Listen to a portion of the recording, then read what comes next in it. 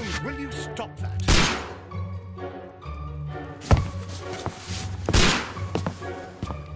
You are utterly mad.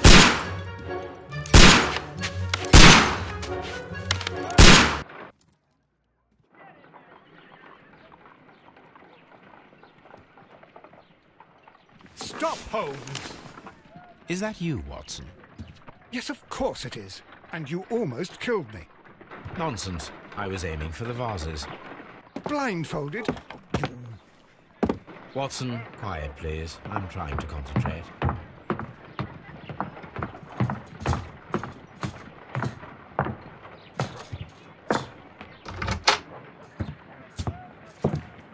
Ah, Lestrade. What is it this time? He can see me. Well, here it is, and it's a good one, Mr. Holmes. A gentleman by the name of Peter Carey, also known as Black Peter, has been murdered. A sailor, most probably. What happened here? Oh, Mr. Holmes, how could you? It's the only exercise I've had all week. A grateful client from Limoges sent me a vase collection this morning. I couldn't think of a better use for it. You're out of your mind. I missed 4 out of 10. Given you were blindfolded, that was very good. Can I have a try? Am I the only sane one here? I suppose that Watson is right, Inspector. A little brain work would be preferable now. Do please tell us more about Black Peter. Peter Carey, born in 1845 and 50 years old. An ambitious sort, he achieved much success in seal and whale hunting around Scandinavia. Retired in 1884 with a small fortune. He invested his money in a property called Woodman's Lee, near Forest Row in Sussex. It was where he lived for 6 years, and where he was found dead yesterday. Has the investigation already begun? Yes and no. In fact, this crime is so mysterious that I would prefer you to join me down there. Give me half an hour to prepare, Inspector. Take your time and join me there. I have to go through the yard first. The merry men struck again. What have they done this time? They robbed a powder reserve. I'll meet you at Woodman's Lee, Mr. Holmes. I should help Mrs. Hudson here. I also have several appointments that I must keep this afternoon. I shall go alone, then.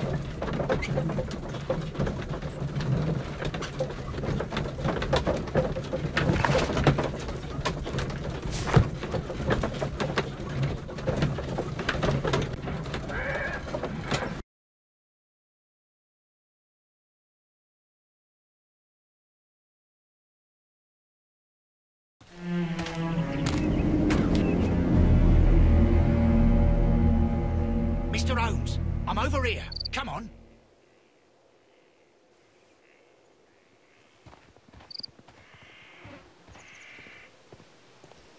It seems that the garden was well maintained.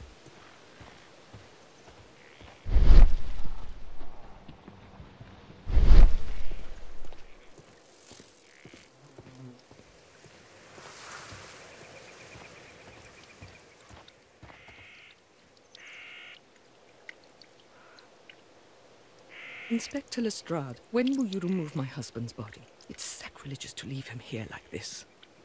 As soon as we can, Mrs. Carey, I assure you. Allow me to introduce you to Mr. Sherlock Holmes. He's a detective. No doubt you've heard of him. I'll wait for you in front of the cabin, Mr. Holmes. My condolences, Mrs. Carey. Thank you, Mr. Holmes. Madam, can you tell me if you saw or heard anything unusual upon the night of the murder? At 2 o'clock in the morning, I heard a terrible scream. I thought nothing of it then. He would scream all the time when he was drunk. Can you please tell me what occurred on the evening of the murder? Well, Peter got drunk in the evening. He was in such a terrible temper. Usually, whenever that happened, he'd stay all night drinking in his cabin before passing out.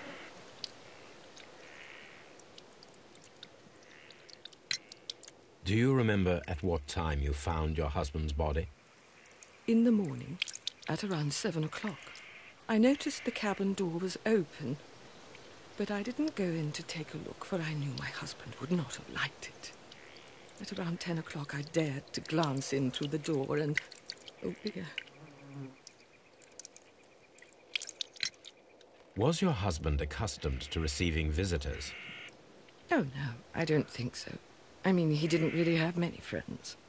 He lived quite an isolated life here, after his retirement. The garden is very large and well maintained. Do you employ someone to look after it? It is true, there is a lot of work, but my husband took care of it himself.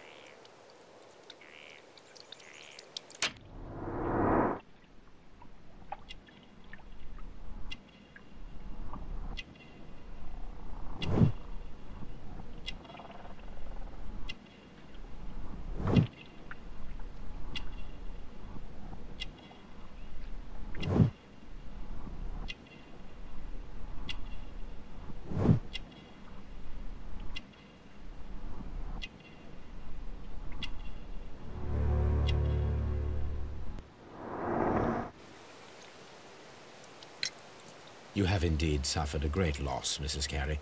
Nevertheless, I believe it will be less of a burden for you soon. Yes. Life with Peter was never easy, but he was still my husband. He was different, wasn't he, when you first met him upon your return from Plymouth? Yes, Mr. Holmes. Oh, my goodness, but how do you know about that?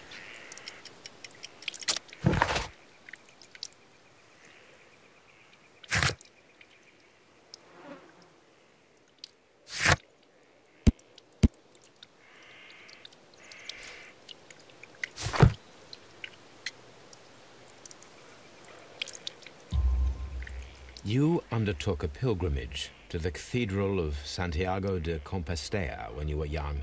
That much is evident from the rosary in your hand. The shortest route for the pilgrim from England to Spain is from Plymouth. I believe that you met Peter Carey as a young sailor there, and you married him soon afterwards. That is indeed what happened, Mr. Holmes. How extraordinary. Thank you, madam.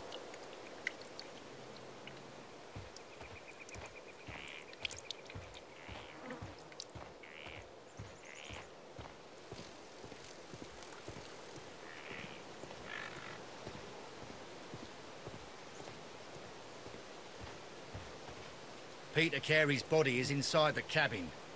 We took care not to touch anything.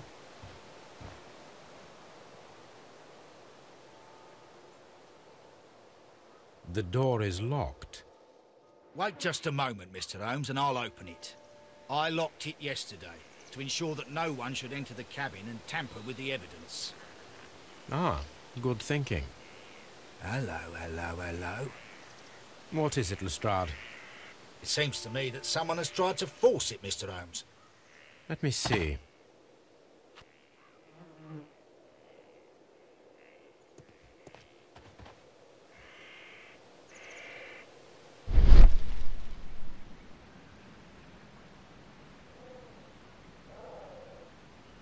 These scratches are fresh. You're right. Someone tried to force open the door. I swear these scratches were not here yesterday. Our mysterious visitor came here last night. Well, he's not the man for the job. This lock is not a difficult one. Perhaps he did not have the right tool.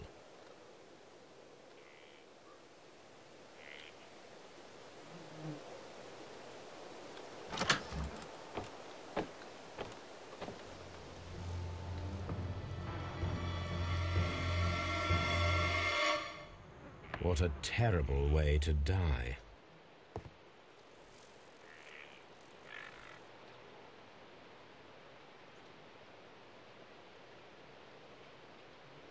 Dundee.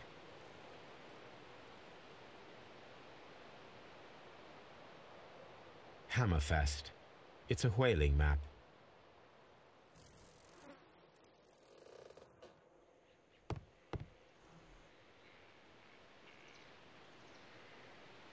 The tooth of a sperm whale, probably from one of Peter Carey's catches.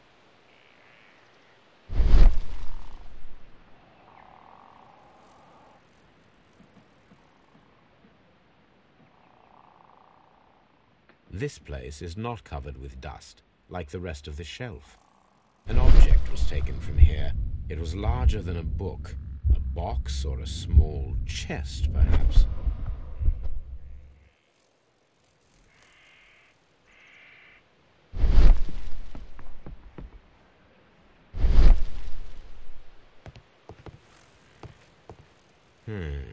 The ship's logs of the Sea Unicorn for the years 1878 to 1884. Peter Carey was her captain.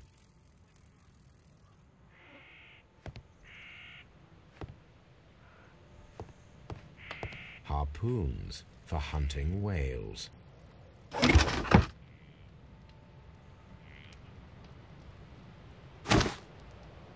Peter Carey's boots. They look to be a size 8.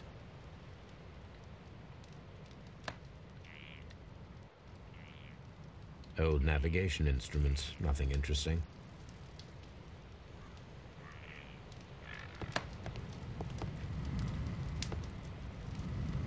The Sea Unicorn. She was the ship that Peter Carey commanded.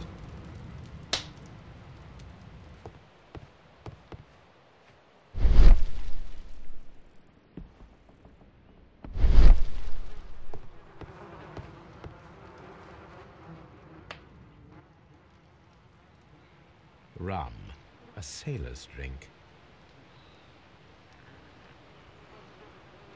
Someone drank from this glass recently. It seemed that Captain Carey was enjoying a drink before he met his death.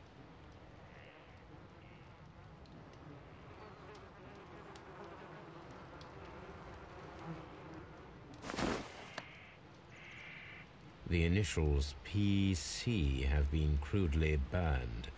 A sailor's work.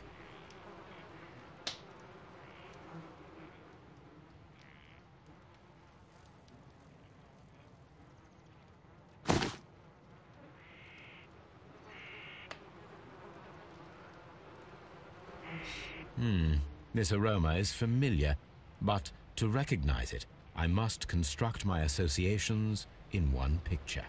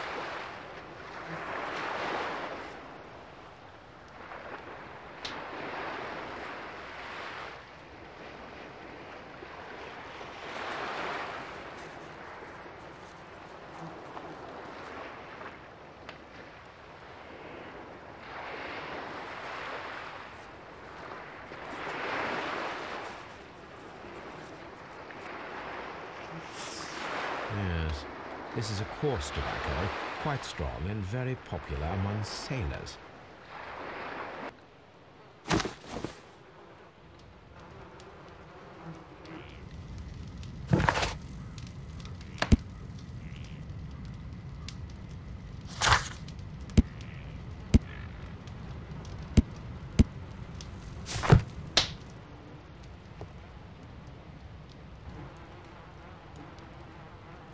This man is in his 50s, yet he still looks quite strong.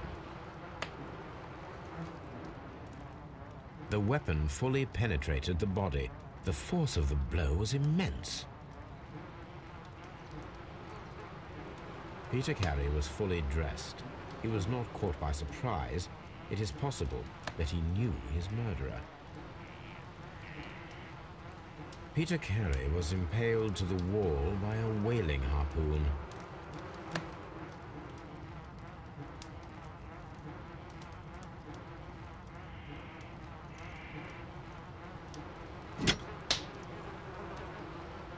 This wooden handle is plain and solid. This blood is from the pool underneath the dead body. Peter Carey tried to defend himself with this knife, but he did not succeed.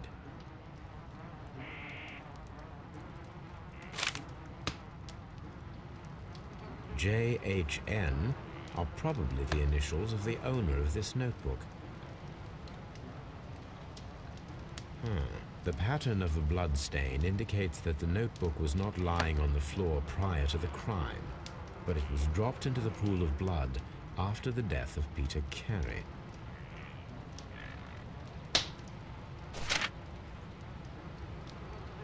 These abbreviations mean something, but what?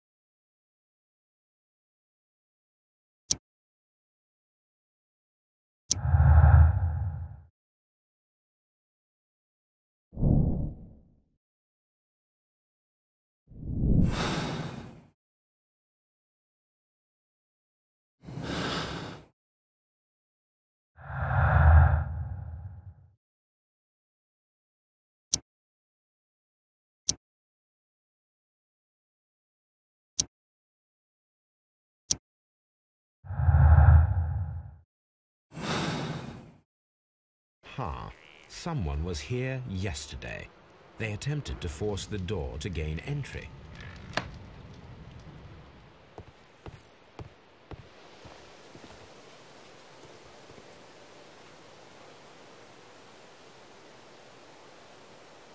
Well, Mr. Holmes, what do you think?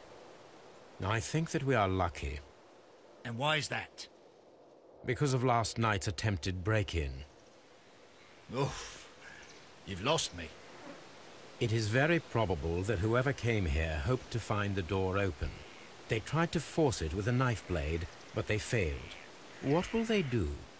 Why, return tonight, when they will be better prepared. Aha! So what do you propose? We shall remain on the outside, near the window, where we stand the best chance of catching sight of our visitor. Well, gentlemen, ready your pistols. We have a long night ahead of us.